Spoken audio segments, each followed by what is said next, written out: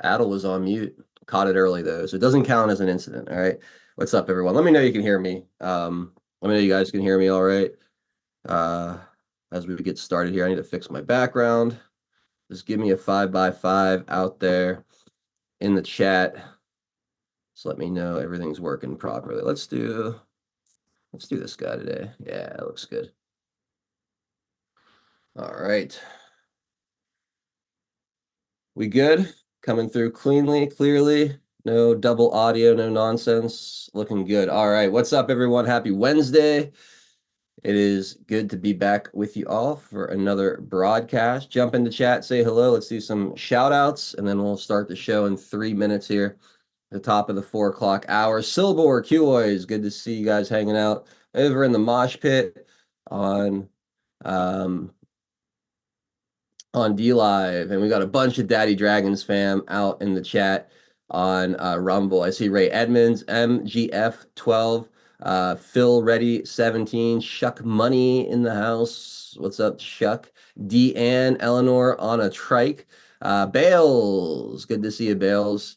Smet 13, Gary 07887, Kurt Keck Rangel or Kecker Angel. Not sure how we do that one there. Milking It Jenkins, Milk in It Jenkins, and Green Banker. What's up to all of our fam tuning in from the across the pond, tuning in to see our special guest today, Graham Moore, Daddy Dragon. Twitter Twitter kicked him off his account recently, so we have to hear what that's all about. But yeah, good to see you guys all over there. Let's see who's all in the comfy bunker on pilled.net. And remember, to all you guys over here that might not normally be part of our audience, find your way over to pilled.net. Find us at 412 Productions, because the second half of today's show will be exclusively available on that platform. And I've got a link in the Rumble stream, in the description under the Rumble chat, right to the stream for you guys. So make sure you get on over there and check it out. Lightspear, good to see you, Lance. Packers 412, Lyle, Jenny, hope you're doing well. It's great to see you out there. Delia down in Arizona. What's up, Delia? Floyd, always a pleasure, sir. Good to see you. Joe modding the chat. Always crushing, keeping everything nice and comfy. Thank you, Joe. Floyd with a Wagyu 2.25-inch thick tomahawk steak cookie. Yes, sir. That sounds fantastic. D. Richard, how we doing today? R. Harold, welcome. Facts, not fear. Qhio 17. Pip's mom over in Wales, Tracy Truthism, I believe, over in England. So good to see, again, many of our friends across the pond hanging out with us. Cap1Q, great to see you. Tweety52, how you doing? Barb Robbins, what's up, Barb? Hope you're well. Saratoga Chuck says, giddy up, let's go. Roy Stones and Bones over on the West Coast. Ruby317, Dig One Deeper. Kim, Iowa, and Caustic and Abrasive. We got Wally Sparks. Roy Stones and Bones over on the West Coast. CK Whitehorse 180. Good to see you. Dong says Surfer Boy Adel. Surfer Boy? Trust me, he put me on a surfboard. I will drown almost immediately. Good afternoon, Mr. Gerardo. Patriot of 5. Don Ritchie 17. Good to see you all out there. Hey, there's Matt 1776, the architect behind it all. What's going on, my friend? It's great to see you in the chat as always. Scrolling. Who else? Filter Dog. Good to see you, Joe Elaine. Thank you for the can. The Gray Man, tallest symbol of freedom. Pat McFly, Valhalla, also modding the chat. Shell Sims, welcome. Ali B in the house. Mix Picks, good to see you. Lucy Anders, and anybody else? Anybody else? Ina, thank you for the cookie. Says good afternoon. Good afternoon, right back at you. Hey, there's our brother Kaiman Molan Labe also hanging out. Good to see you, Kaiman. Good to see all you guys. Rye Guy for life. Welcome. It's good to see you too, my friend. It's 401. Smoked 78. Good to see you. We've got friends waiting in the waiting room here, ready to roll. So let's start the show and get this party underway. What's up, Henry? Good to see you, Henry 4570.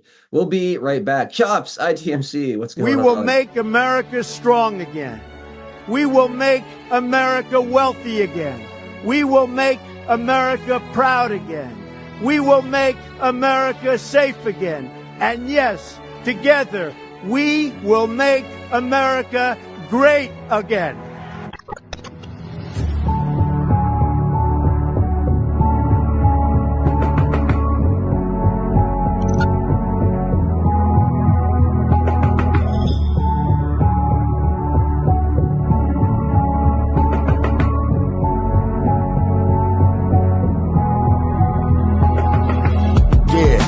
Y'all for tuning in, Patriots United, doing what we gotta do to win. Be addicted, the MS7, now we're moving in. And once we take over, we won't ever move again. Where we go on, we go all, I say it with pride. No, we won't run, we won't fall, we're right by your side. The demons have taken hold, but none of us will abide. Stand strong, stand bold, that's how we'll survive. 412 is the production, Monday through Friday, deplorable discussions. We're making it hard for the deep state to function. Every time they switch up the narrative, we debunk it. Adult Nero is the power that's controlling the plight. With all the patriots behind them, cause we're all in this fight. So many rhyme for so long, but we're giving them sight. Trapped in the world of darkness, but we're bringing them light. You may even find yourself in a different life. A lot of us have, and honestly, that's perfectly fine. Because exactly where you are at this moment in life is where you're supposed to be at this moment in time. It's all by design, the patriots are holding the line. They must have lost theirs, thinking they're controlling our minds. So many trapped in mental prisons don't know they can find. They're just slaves in the system to the roles they're assigned. That's sad, the good news is that we're waking them up. They have monopolies on minds, but we're breaking them up. Everything you thought was news, they were making it up. When we ascend, all the tyrants won't be making the cut. Let them all burn in the hellscape they create. We the people already mapped out our escape. We hold each other by the hand as we all elevate and go to a different place. They can never get chased. When I look into the future, I can see that it's bright. When this history is written, they will see that we're right. We formed our own community and the circle is tight. But I expand the circle with every word that I write. The pen is sharper than the sword when you wield it with might. Why do you think they try to kick us off all the sites? These people hate America, punish us out of spite. We are the beacons of hope in the darkness of night. So let's go, strap in, yeah, get ready for the ride. Watch the water, we're witnessing the turning of the tide. Feel the passion and the fire that you got burning inside. Take the narrative they're feeding you and turn it to the side. We're alerted to the lies, replacing with the truth. We know the plan they devised, they're invading the youth. Now we're only and advised to start raising our boots. These demons all weaponized. Now we're raising our troops. Now we're raising the roof and sounding the alarm. Remember that it's always darkest before the dawn. Life is a game of chess. They want to use you as a pawn. You're only useful until you're not useful, then you're gone. But not us, we're on the right team where we belong. Everybody is invited, so come follow along. We refuse to say things are right knowing they're wrong. Adult Nero, take the mic and take flight to the song. And now, straight from the Steel City, it's your host, 412 Adult Nero.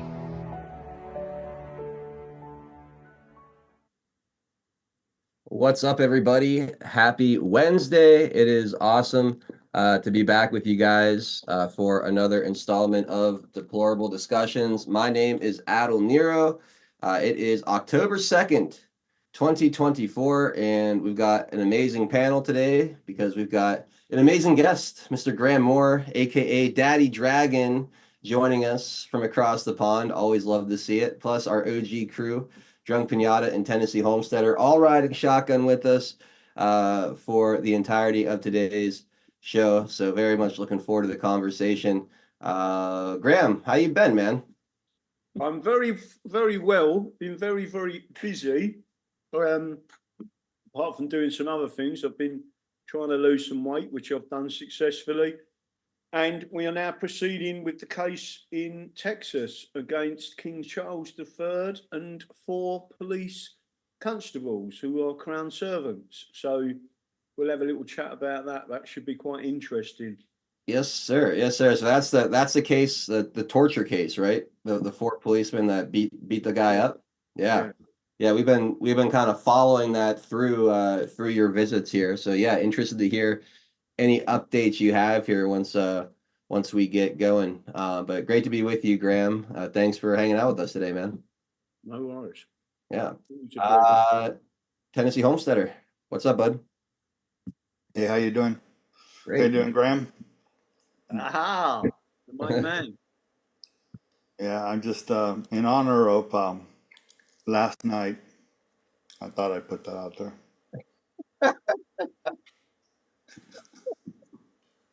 Let Uh, that sink in a little bit. at least we're not starting the show on a lowbrow note, you know? No, not a lowbrow at all. I love Yeah. that it's We're highly. above that kind of thing here on 412 Productions. We Yeah. don't, we No, don't, we don't stoop to. It's an official street sign. What's the problem here? I see no problem. Oh, I, absolutely. I see no problem whatsoever. Half a mile worth of horse cum. I don't know, man. Good to be with you, Tien. Let's go to Drunk Oh, Pinata. wait. Hat tip to Lightspear. He gave me the sign, and I embellished it.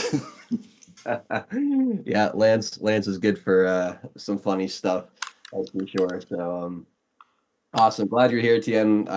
We got lots to get into that I'm sure you'll have some stuff to say for sure. And then we got Drunk Pinata as well. Pinata, how was the cope today after that absolute bludgeoning of Tim Waltz in the debate last night? Well, I think they had to soften it because they released some kind of story about Kamala Harris's husband allegedly slapping an ex-girlfriend. I'm like, well, they should have got that guy to prep Walls because then by the end of the practice, he would at least been ready for the bitch slapping. That's pretty funny. That's pretty funny. I saw that story. It's been a bad 24 hours for the Harris campaign. Yeah, Uh, I mean it was pretty evident. So we'll get into it, I'm sure. But the biggest takeaway is that they did the moderation. It is as close to CNN as the format as we saw with Trump and Biden. And because of that, Vance was able to slide into the pattern that Trump had in the cadence of using the first 90 seconds of the 2 minutes to address whatever he wanted to was open time where it can't be really checked or he can't really address it.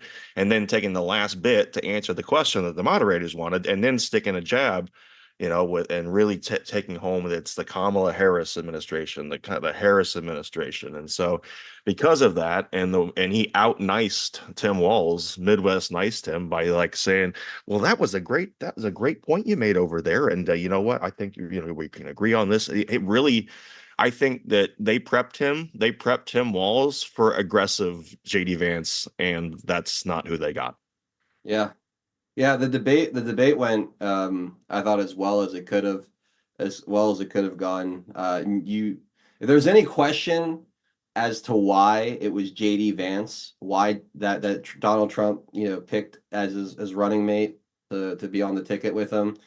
If you still have questions after last night, I don't know what you're looking for. Yeah. See, Honestly. my thing was, I thought it was a slow start. Arguably, the whole weird thing and the some of the other stuff that they put out with him, some of the verbal stuff that he was trying to do, and he was just trying to adjust to different size crowds. I think he was trying to figure out, okay, this is material that may have worked before. Isn't it going to work here? And so it appears as though he just needed some time to work out some of the kinks and some of this stuff. So arguably there was something to point to. I don't think there's anything to point to anymore.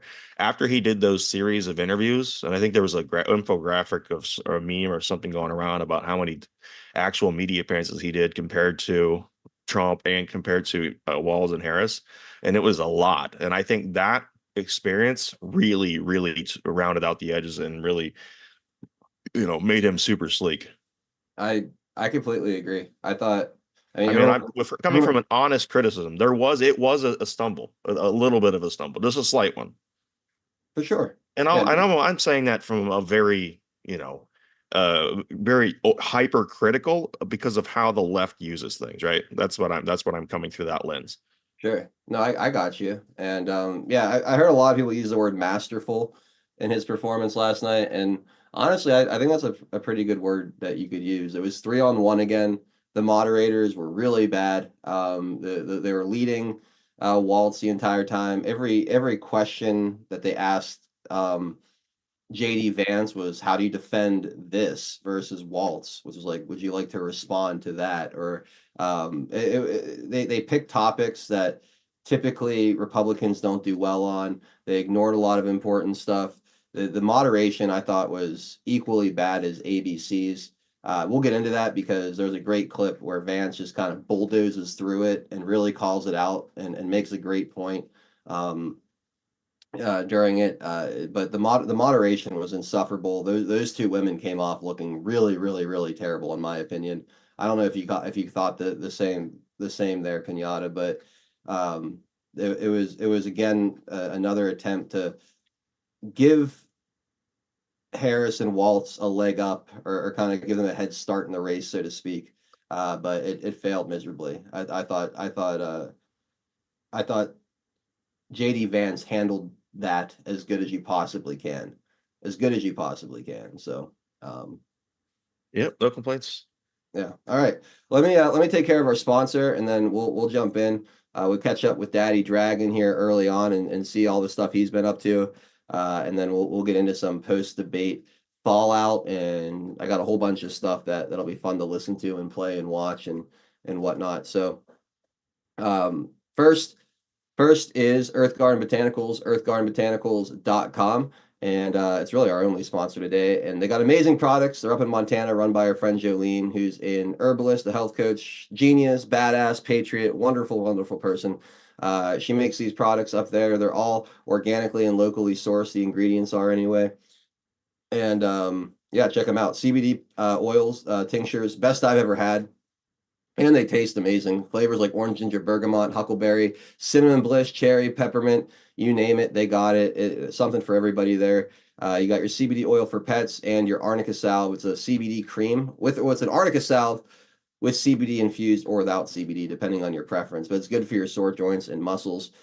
Check out the fire cider. It's good for clearing your sinuses. Check out the elderberry tonic for boosting your immune system. You have sunshine and pine needle tea, or the concentrate version, the white pine needle extract, really good for detoxing, and a bunch of other great products here too, like the critter juice, the all natural insect repellent, great for keeping the bugs away without smelling gross or having something like gross on your skin, feeling like a lot of other bug sprays.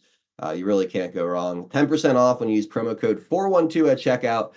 So go check out earthguardbotanicals.com. Load up a cart, say hi to Jolene, and make sure, again, you use that promo code 412 for 10% off your order. So before we get into all the debate stuff and a lot of the stuff here stateside, I want to check in with our special guest, Daddy Dragon. Graham, it's last month I went to reach out to you on X to see if you're going to be on the show, and you were nowhere to be found. You got knocked off. What did you do, man? What did you do to piss off the overlords at X? It's hard to get kicked off these days.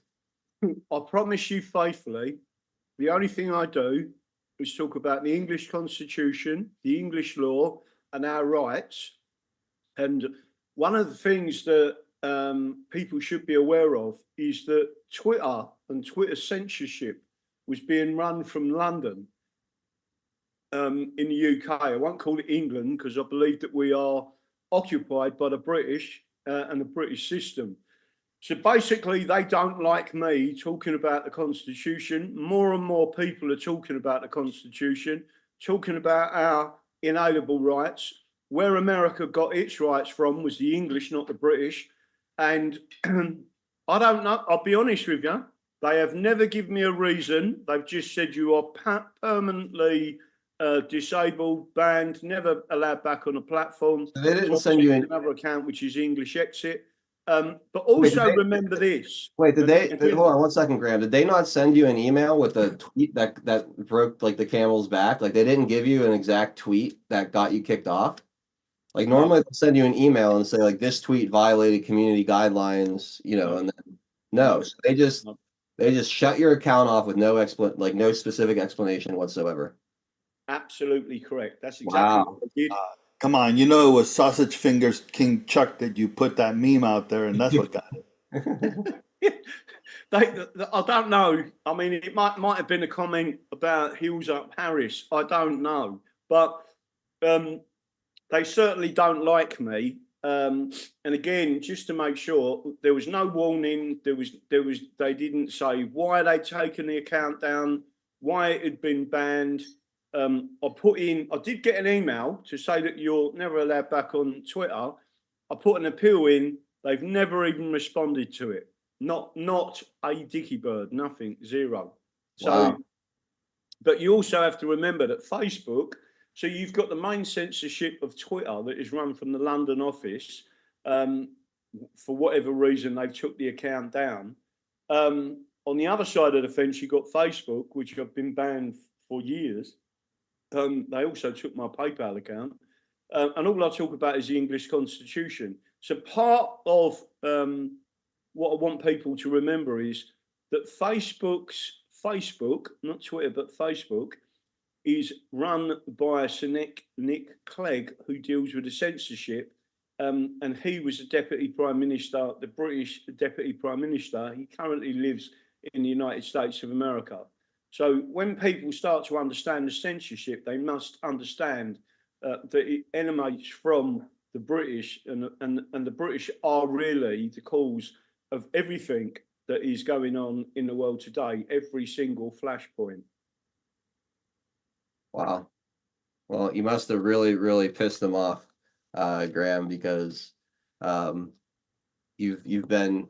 I haven't seen many people kicked off, and there have been a few since Elon bought the platform, but no one that I talked to all that closely. So you'd be the first one to really feel the wrath of Elon's Twitter since I've been really paying attention.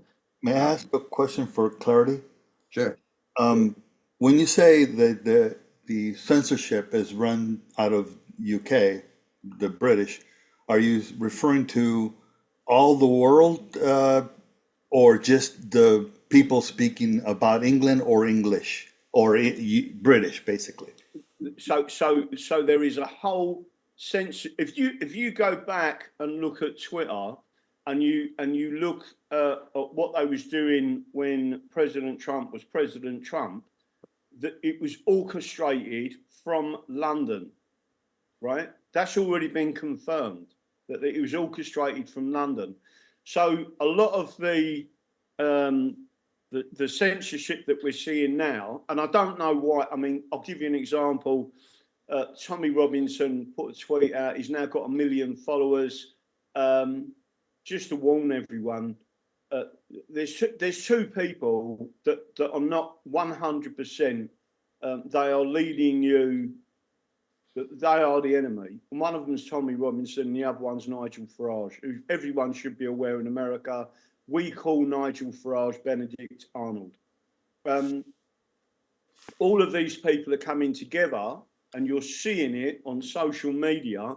I'm one of the very few people that actually says what I think about Israel. I'm not a Zionist, and I've said it on this show before. I think we're lucky enough to be on Rumble, and obviously the other platform. I have to be very careful what I say on platforms and during speeches, etc., because anyone who puts my words up of what I actually think about Israel and what they're doing, they'll likely get their account banned. So I'm seeing a lot, and there was a disgusting tweet that came out yesterday, I think it was, from Tommy Robinson, basically calling anyone who disagrees with him a jihadist. I'm certainly not a jihadist, and I'm certainly not a Zionist. So I don't know what I am. Maybe I'm a humanist and actually believe in the value and sanctity of human life. I've always loved listening to you talk about Israel Daddy Dragon, because I've known you a long time, and you take such a logical approach to it. So I know that you're no fan of like of Islam, and what they're doing on the other side of that conflict, but you also don't give Israel a free pass to behave the way they've behaved.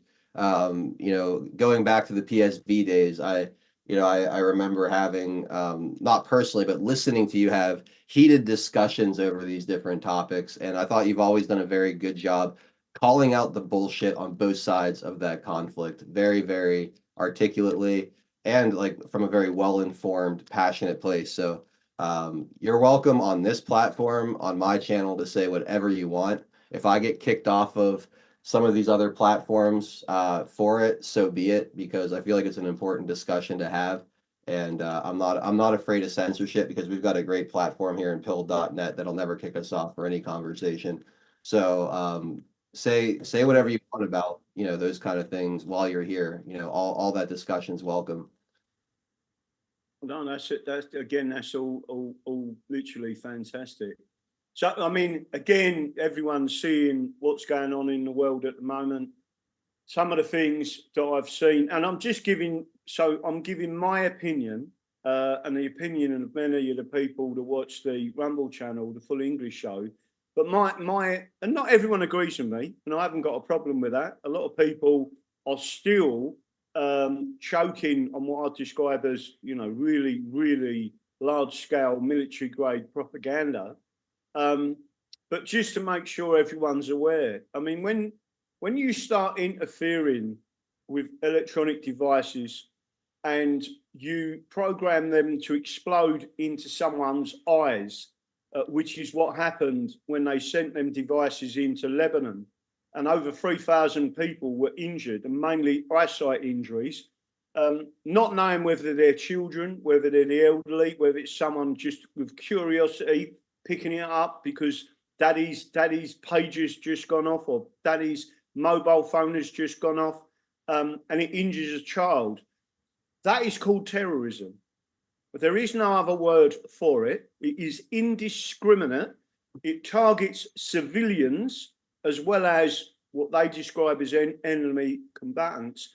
And I do want to make sure that everyone's understanding what I'm suggesting is, if you void the Acts of Union, which is what created the British, that union is a stepping stone to globalization and globalism. And when you destroy that union, you destroy the authority of the Balfour Agreement and the Palestinian 1923 mandate.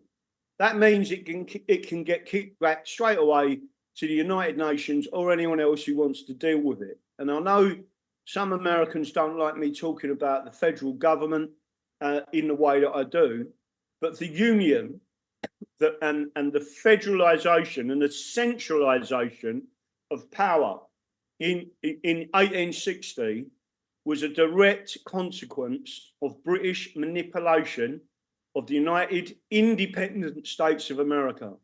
And those in the southern states knew what was coming, and that's why they fought so hard against it. It was not just about slavery, it was about control. And now you are seeing a multi-generational, and when I say multi-generational, this goes back not just centuries, but millennia. And once people understand what is going on, it will be biblical. This is a direct attack on Christianity. This is a direct attack on two groups of people that they want to fight each other. The two groups of people that do not accept usury in any of its forms. One are Orthodox Christians and the other is Islam. I'm not suggesting Islam is the best in the world, right? It's got a lot of faults, and certainly since the British interfered with it in 1863 and slightly onwards, I believe that the two groups of people that are against the usury system are Orthodox Christians and Orthodox Islam. And forget about the jihadist element of this, right? There's one group of people that need to continue with that system to enslave you in debt for eternity. And that is part of the Talmudic, Pharisees, Jewish people that Jesus stood up against. And it's the same group of people that Islam stood up against. That, in a nutshell, is absolutely what's going on in the Middle East. And people are not aware that it didn't have to be that way. It could have carried on being Levant. The people of that area and that region lived together for a long time in peace. It was only the Zionists that were literally going around different places, throwing their own hand grenades. Zionists, the IDF, Ergon, Stern Gang, throwing hand grenades into synagogues, pretending that their own people was under attack. That's what they was doing. They sent, in 1947, the Stern Gang over to England to assassinate the foreign secretary as terrorists. There was an all-point, what the American may call it an all-point bulletin. They put an all-point bulletin to all the ports and saying there are terrorist Jewish organizations that have been instructed to assassinate the foreign secretary because he is against Zionism, right? And once people understand what's actually going on in the background, I don't know with the level of propaganda what is going on exactly. But I refuse to condemn the people of Palestine because they are the people being slaughtered. This whole region is going to go up. There are a lot of people now saying we've had enough, and including Turkey, which you're not being talked about or told about. Turkey's almost ready to go in. Many other nations, and trust me when I say this to people, Turkey's no Mickey Mouse army, right? Turkey has a well-trained, highly responsive, very, very, very highly organized army, and they are getting ready to go, right? So people need to understand one other thing, and they don't really understand this too much because it's a strange thing to say. But the British actually put forward another area for Israel, and that place was called Uganda, right? And for various reasons, they didn't put it in Uganda, but you can understand that they're literally just looking for a place to completely take over, and the British lined up Uganda. So it doesn't have to be the Middle East. Again, I'm not one of them people that agree that the Bible talks about Israel and then, but any group of people, I don't care who you are or what you are, if you believe you are the chosen people, you are a narcissistic religion, and I am not interested in acknowledging any of your beliefs. It's as simple as that. And especially when you're killing kids, right? Women and children are off the table, and you have deliberately, and this is to the Israelis, you have deliberately targeted them people, right? So for all these people who are not getting the truth out there, I will tell you the truth. I will research and go through the archived history to show you exactly what went on. And again, don't forget, people, the Israelis bombed, or the IDF, the terrorists, bombed the British into submission, that they bombed the King David Hotel. They killed 91 people. They assassinated rabbis who did not believe in Zionism, right? My name is not Tommy Robinson, right? My name is Graham Moore, and I'll tell you the truth, the whole truth, and nothing but the truth, so help me God. I am not interested in their propaganda. So that's where I stand on it. And again, a lot of people don't like it. The level of propaganda coming from the mainstream media and alternative media is, I've never seen anything like it. But you're also seeing a full-on attack in America. We've got a lovely lady, Christy, otherwise known as Caustic Chameleon, that lives in Conyers or around that area of Georgia. You're now seeing America come under attack. And Texas in particular is under attack from the border, via the border, and this is all orchestrated. So remember, to the people listening to this, you should be, as the founding fathers intended, the independent states of America, not a federal union system, which is a stepping stone to globalization, which is controlled by a narcissistic group of people that believe they are the chosen ones or the chosen people. They are not, right? So people, if you want to get active, you certainly need to be active on social media at the very least, and support. I'm not suggesting you support any other form or any form of terrorism. At the end of the day, America should be supporting the people in North Carolina and supporting the people in Texas and literally shoring up your borders and getting rid of these people that invaded your country, the same as they've done now to England.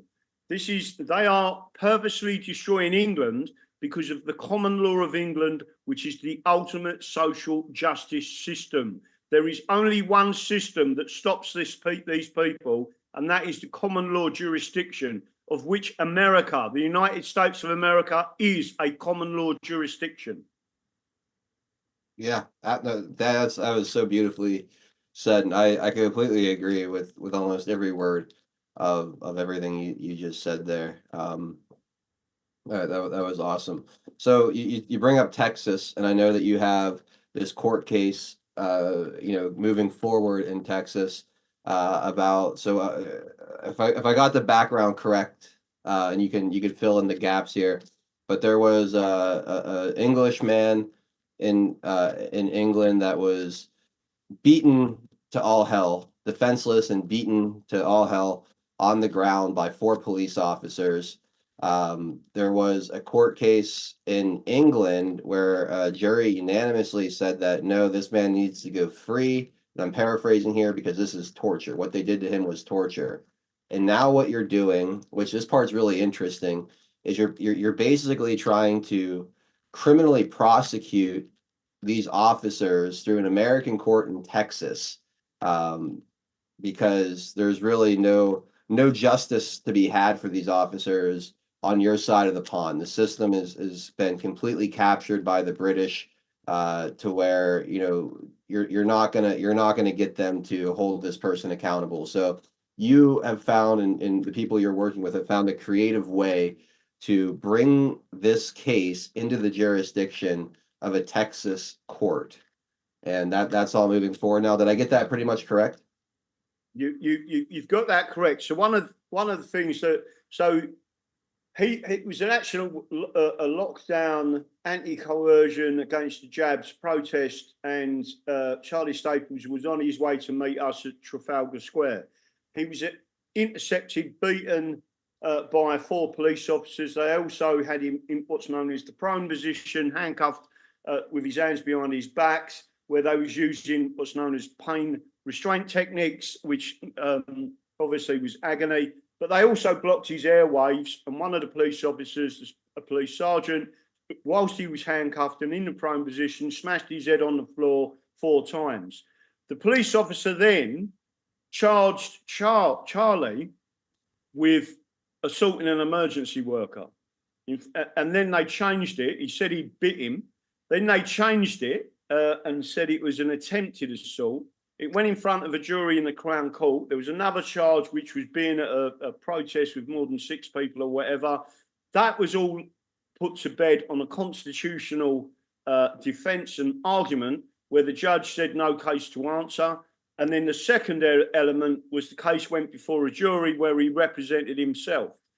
During that trial, the judge himself asked the police sergeant, after witnessing our own evidence, because the main conspirator or attacker, torturer, etc., the police sergeant, his camera wasn't working. So the other 3 police officers were, his suddenly wasn't, which is quite a common occurrence when police officers have done something unlawful.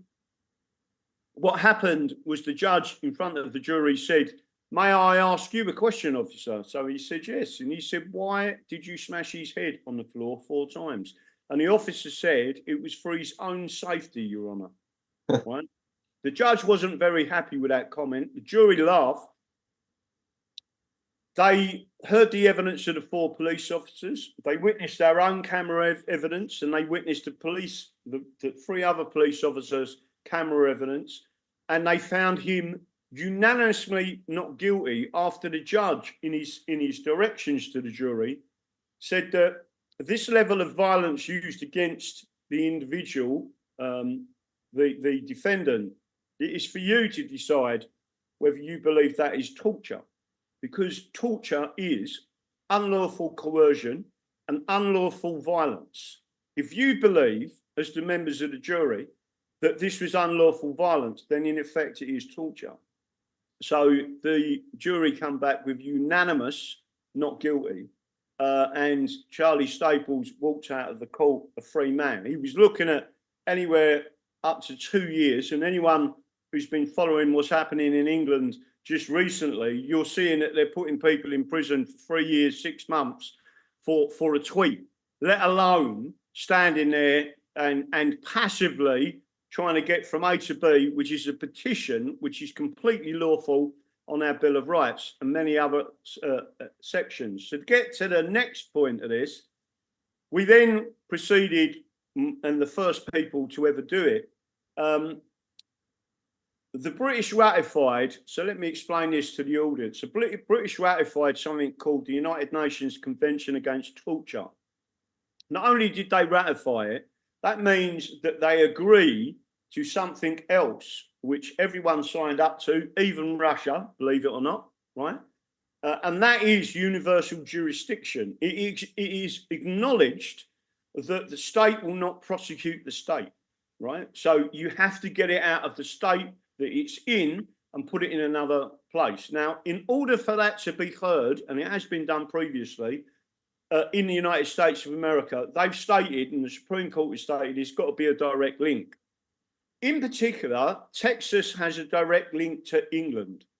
In its constitution, its state constitution, as well as the Constitution of the United States of America, it is acknowledged that America is a common law jurisdiction, which is English, not British. It is English. It is not Scottish. Scottish is under Roman law. So the common law jurisdiction was adopted in its entirety, in full, in 1836 by Texas. So it gives us a direct link. And there's 2 other cases that have been heard, and both of those cases support that. What we've now done is we try to process through a private prosecution. And the reason we could do that was because in 1988, the Criminal Justice Act 1988, Section 134, created, so they put through domestic law the treaty that they'd signed and ratified. And Section 134, torture, is now law in England. No one's ever used it. It's never been prosecuted. And one of the reasons why is because what the British done, they didn't tell the international community. They put an unlawful veto in at 135. And that meant that when we tried to privately prosecute the 4 police officers, the Solicitor General and the Attorney General, the British, basically stepped in and said no. We then appealed it. We went to the High Court, and the High Court said no. So you're seeing that the British are stepping in to stop the prosecution. It then went to the Appeal Court, which is the highest court in the land. And then we're looking at, so we don't want to go to the European Court of Human Rights because it's administrative law. It's alien to the English. So what we're doing is now we've transferred the case via some extremely good lawyers in Texas. One of them, who used to be in the military, he's got a long, very distinctive service career, a very brave soldier, fought for America. But when he came out of the army, he basically trained as a lawyer and he took up human rights. One of the things that he took up quite a bit on was the federal government's attacks on Texans. He's from Texas, and the Second Amendment. So he was instrumental in turning some of these cases around, telling the federal government to basically foxtrot Oscar, to use a military term, and proceeded. So that's one of the guys that's looking at this. So what we're doing now, hopefully this Friday, the provisional, just to make sure everyone's aware of this, has been ratified by the British. They've accepted universal jurisdiction, and they've accepted, and we've got all the paperwork and ticked all the boxes to say that the British will not hear this case, right? So the Texas court, basically it's a federal court, and it's a federal judge, but the judge is trained in Texas and understands the common law of England. he also understands universal jurisdiction, and he also understands what we're presenting. Now, the kicker for this was when the Texans come back, I said, listen, if the British turn around to you and say, we don't want you to hear this, we want to drop it, are you going to fold to British manipulation of this case? And his exact words when he come back to me was, not since 1776, sir. Right? So Wow. what you've got to remember is the lead and principal who is being indicted on this offence of torture is King Charles III. And the reason for that is because police constables, don't matter what their rank is, in England, under the law of England, they are crown servants. It's not like America. So we are a constitutional monarchy. The head of state is the monarch. Right. And everyone who works in the system below him, right, is responsible for the crime, as well as him, because they are his servants. Well, in England, you can't sue or prosecute the King of England, but you can in America since 1776. So what the Texans are doing, they're saying, bring it on, and we'll put it in our courts, because this is under universal jurisdiction. The British have signed up to it. They accepted universal jurisdiction. And the only way of getting justice for Charlie Staples and English constitutionists is to bring it in that jurisdiction. And therefore, a Texas court will hear it in the same way as they'd hear any other case of torture. So I guess, and I think I've asked you this before, Graham, because I mean, legally, there's precedent and law for to be able to do this for sure. I guess where I have a hard time is who's going to bring these officers over to actually stand trial. Like, I don't see the British government extraditing them over here. I don't see them cooperating with this. You have the trial, okay, maybe without them even present somehow. And let's say they're found guilty. How do you even get them to face the consequences if the British government isn't going to cooperate, if they're going to protect these people? Is this more just a way of getting something done? Like, do you have expectations to actually bring these people into the States to face their trial and potentially some kind of sentencing? Because I don't see our government pushing the issue, and I don't see the British government cooperating. So how does this logistically, I guess would be the word I'm looking for, how does this logistically get done? Right. So there's a number of things that you're correct in your thinking. There's a number of things. The first thing to do, which is the first part of the process, is to issue, we're taking you to court, King Charles III, name the 4 officers and say, this is under universal jurisdiction in a Texas court. The first part is to send a letter off. The second part is to file the paperwork. So the paperwork is put on. The reason why it's important is because the British must know that there is an alternative route to justice. It's not the European Court of Human Rights. It's another common law jurisdiction. Why is Texas so important? Because Texas doesn't want to be part of the federal system. So one of the problems that Texans are going to see is the British influence on Texas judges and a federal judge. So it creates an issue because they're going to say, listen, we don't want to be part of your system, the federal system, and you're proving to us that the federal system is now denying justice under universal jurisdiction, which means you've got far too much control. So the next element to this is the British have basically laughed at Charlie Staples. They brought in recently in another, because there's two parts to the case. There's the criminal part and the civil part. The civil part was in the High Court. They brought in a judge who's retired, what's known as an administrative law judge, a tribunal judge, and she's put it into the county court And she's basically trying to shut down, and so are the British police trying to shut down the case. So what we're trying to do is get it brought into that jurisdiction.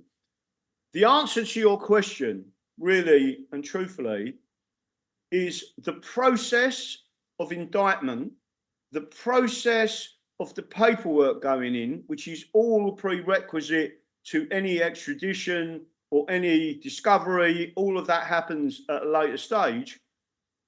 It must be initiated in that court, accepted in that court, and once it's been done professionally by lawyers out there and they've ticked all the boxes, the indictment will be issued. That is the point where the British say, well, hang on a minute, we don't want to do this. And then the Americans and us say, sorry, you were the people that signed up to universal jurisdiction. You were the people that ratified the United Nations Convention Against Torture. And by the way, it's an absolute right everywhere in the world not to be tortured.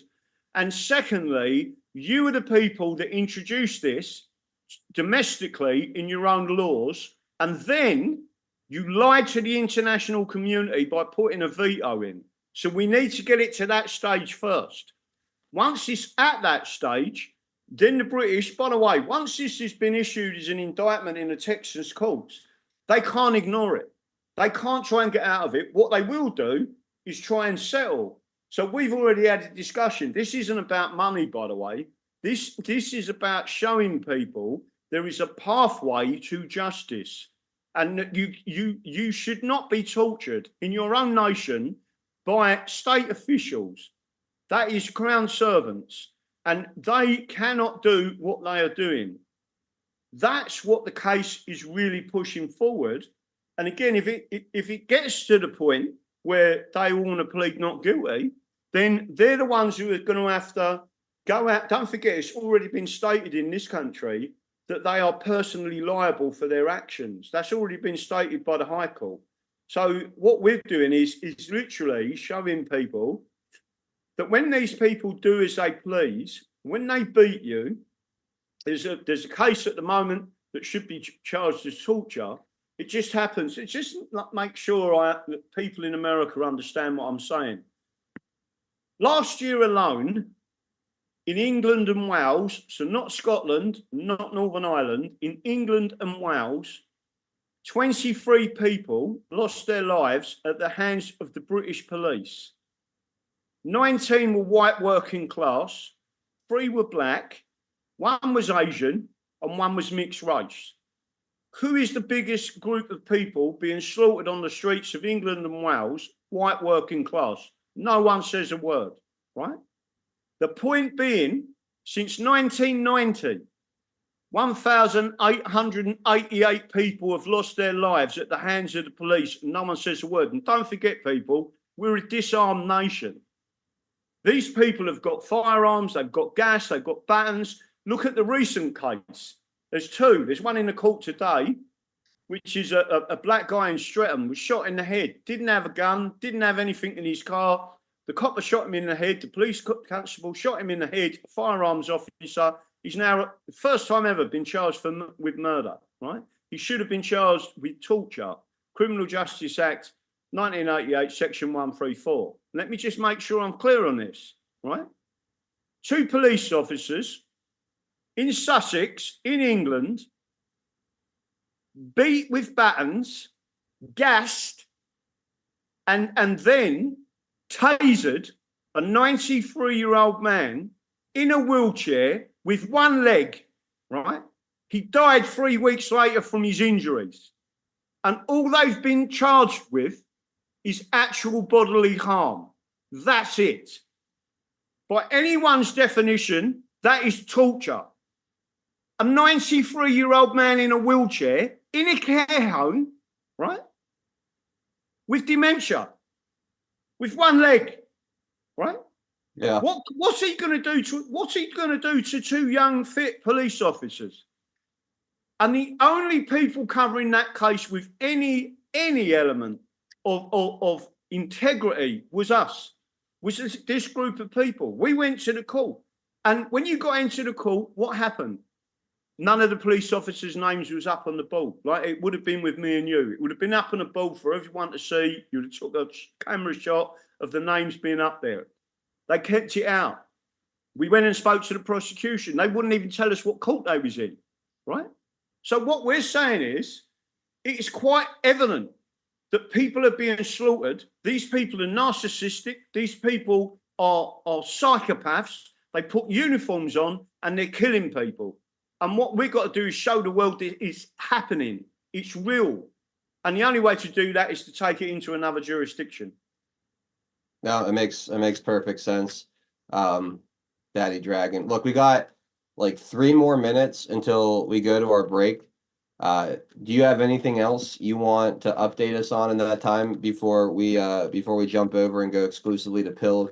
Because on the other side, I want to get into some of the stuff going on here, cover what happened at the debate last night. I've got some other interesting little clips and nuggets that I want to cover in the second half of the show. But Daddy Dragon, if there's anything else happening over on your side of the pond that you want to get into here in the next couple minutes, take a few more seconds here. No, the only thing I would say, be very careful who you follow online. Be very, very careful at the people that you are seeing as leaders. They are not leaders. Tommy Robinson is not a good guy. The tweets he's been putting out, to be frank, are disgusting. And I think people should really start to think about the level of propaganda that is being pushed out by the mainstream media and the alternative media, which is really crucial to this. The whole thing has been hijacked. And people should remember, Nigel Farage is not your friend. No form of politics in England at the moment is safe or effective. They do not have your interests at heart. The system is narcissistic in its operation, and that means that the only people they think of are them. If anyone really understands narcissism, we have a narcissistic Crown, Parliament, and judiciary. And again, the only people standing up for the people are us. Well said. Yeah. All right, guys. So with that, we're going to go ahead and take a little break. On the other side, we are going to go exclusively to pilled.net for the second half. We have a lot of new viewers or people that don't normally watch with us over on Rumble today. If you guys look underneath the video into the description, you'll see a link there for pilled.net, and I just put it in the Rumble live chat as well to help you guys get on over to where the second half of the stream will be available. I put it over on DLive too. If for whatever reason you're having trouble accessing those links, it's really simple. Just type in pilled.net to your browser. Once you're there, our channel is 412 Productions. You could search for it in the search bar, or if you're on mobile, all the live shows have thumbnails at the top of the screen. If you're on desktop, all the live shows have thumbnails down the left-hand side of the screen. We are that little black and gold one. We're not hard to find. So again, that's pilled.net for hour number 2. I'm going to play a quick video. On the other side, we will say goodbye to our other platforms. We'll read the gold pill chats that have come in the first half. So good time to get those in if you want to. And then in the second half, we're going to get into some of the debate fallout. And I've got a handful of other topics too. We'll see what we have time for. It's going to be a fun second half of the show. Also, those of you, I know yesterday we said that we were going to cover the Julian Assange testimony today. What I'm going to do is hold off on that for now because there's a lot of other stuff that I want to get to. Plus, we have Daddy Dragon on. I don't want to watch a 22-minute video. But tomorrow we'll do Taking It Back with Frank and Zach. In the second half, we're going to do overtime, right? So we'll do overtime, and I'll use some of that overtime time slot to play that video in its entirety. And TN, Pinata, if you guys want to join me for overtime tomorrow, since that'll be some pretty heavy content to discuss, you guys are more than welcome to if you're around. If not, obviously no worries. But that'll be the plan. So tomorrow, after Taking It Back, we'll play the Julian Assange testimony in its entirety. We'll talk about it a little bit, maybe open up the lines and take some calls, or I'll just find a few other things to get into as well to continue on for that second hour. All right, so that's what we're doing here going forward. I'm gonna play a quick video. We'll be right back in 30 seconds. Pill.net is proud to host 412 Productions exclusively on the true home of free speech. To continue watching the show, we are here to help you over to Pilled. If you're new to the platform, just click on the welcome link provided. It will then automatically walk you through signing up for your free account. If you already have a Pill.net account, follow the link provided directing you straight to 412 Productions channel. We are excited to have you join the Pilled family, and if you have any questions at all, please email support@pill.net. Enjoy the rest of 412 Productions on Pill.net. Free speech lives here.